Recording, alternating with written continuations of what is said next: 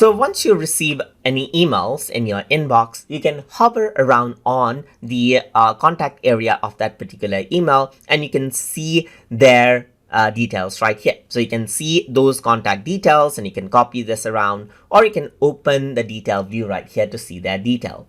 And if you want to add them to your contacts, then you can simply go around, press the add to contact button right here, and then that will be added onto your contact right here.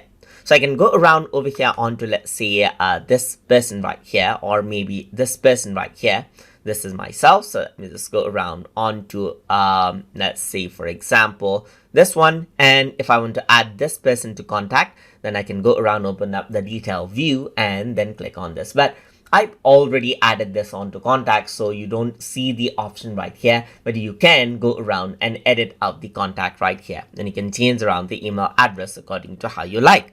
And that is how you can go around and then add in emails to contacts directly from inbox in Zmail. So I hope you guys learned something as always.